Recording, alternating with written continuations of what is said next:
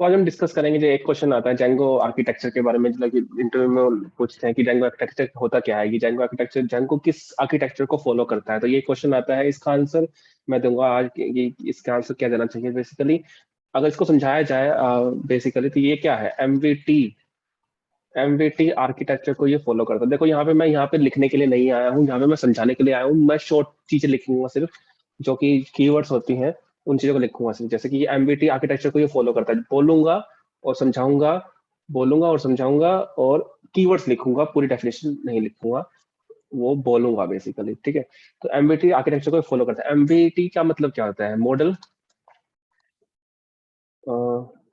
View और template. ठीक है, इस स्ट्रक्चर को ये फॉलो करता है। ठीक है, समझते हैं। तो ये क्या है basically? Django follows the MBT model view template architecture which is based on the model view controller।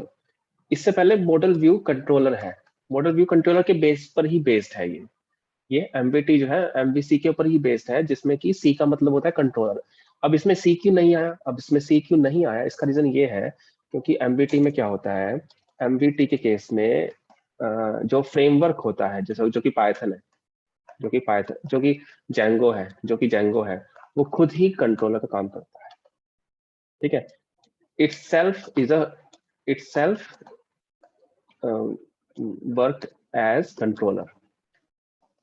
तो अब जेंगो जो है एमवीटी को फॉलो करता है। एमवीटी में कंट्रोलर कहाँ है? कंट्रोलर जेंगो खुद ही करता है, तो इसलिए उसमें सी नहीं आता, इसमें एमवीसी बनता है। मॉडल व्यू टेम्पलेट बेस पे काम करता है। तो सिंपल सी बात यहाँ पे अभी तक हम यहाँ कह सकते हैं ये एक चीज की, जेंगो आर्किटेक्चर जो है एमबीटी के ऊपर बेस्ड है, मॉडल व्यू टेम्पलेट के ऊपर बेस्ड है। एमबीटी आर्किटेक्चर एमवीसी के ऊपर बेस्ड है, जिसमें कि कंट्रोलर एमबीटी में जेंगो इटसेल्फ है, framework itself is a controller.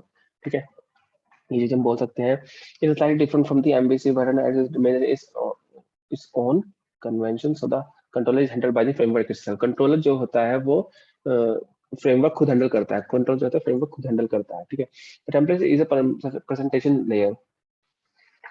अब यहाँ पे जो टी है, ये टेम्पलेट है, ये प्रेजेंटेशन लेयर होती है, जो कि कैसा क्या दिखेगा, क्या कैसा दिखेगा, बेसिकली उस चीज की चीजें है। ठीक है, it is an HTML file mixed with the Django template language. अब टेम्पलेट क्या होती है? टेम्पलेट एक प्रेजेंटेशन लेयर है, ऑब्वियसली प्रेजेंटेशन लेयर मतलब क्या है इसका, कि जो भी हमें दिख रहा है वो आएगा। अब इसमें एक और लैंग्वेज ऐड हो जाती है, Django template language. Django template language भी इसमें ऐड होती है। Django टेम्पलेट लैंग्वेज, अगर आपने Django पढ़ा होगा, आपने इसका यूज किया होगा बेसिकली, जो कि जैसे कि ये लिखते हैं और फिर ये इन चीजों के भी जो कोड लिखा जाता है, फॉर लूप लिखा जाता है, इफ कंडीशन लिखी जाती है, इफ स्टेटमेंट्स लिखी जाती है, तो वो सारी Django टेम्पलेट लैंग्वेज के अंदर आती है। तो ये सब कुछ टेम्पलेट होता है बेसिकली, इसके बारे में हम बोल सकते हो। ठीक है, developer provide the model view and the template. जो डेवलपर होता है, अब क्या करता है, क्या होता है कि डेवलपर जो होता है, डेवलपर प्रोवाइड करता है, क्या क्या प्रोवाइड करता है? मॉडल, व्यू और टेम्पलेट प्रोवाइड करता है। फिर उसको क्या करता है, ये मैप कर देता है, मैप्स विद दी मैप्स कर देता है यूआरएल के साथ में, यूआरएल्स के साथ में मैप कर देता है। और जेंगो फाइनली उस चीज को, यूजर को, जेंगो क्या करता है, सर्व, जेंगो उसको सर्व कर देता है यूजर को। तो इस तरीके से आर्किटेक्चर इसका चलता है, इस तरीके से इसका आर्किटेक्चर चलता है। दोबारा से मैं इसको अगर समराइज करूँ, ये कैसे कैसे क्या चीज चल रही है।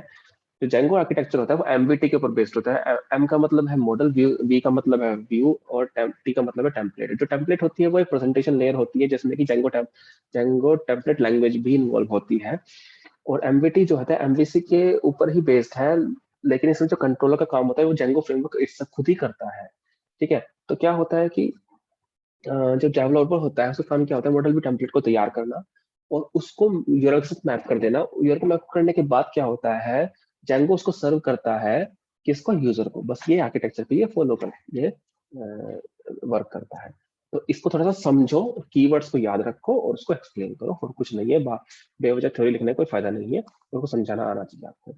तो इस क्वेश्चन के लिए इतना ही। अभी हम और क्वेश्चन देखेंगे कि कैसे कैसे क्वेश्चन जेंगो में पूछे जाते हैं, उन सबको हम देखेंगे यहाँ पे। और थैंक यू फॉर वॉचिंग।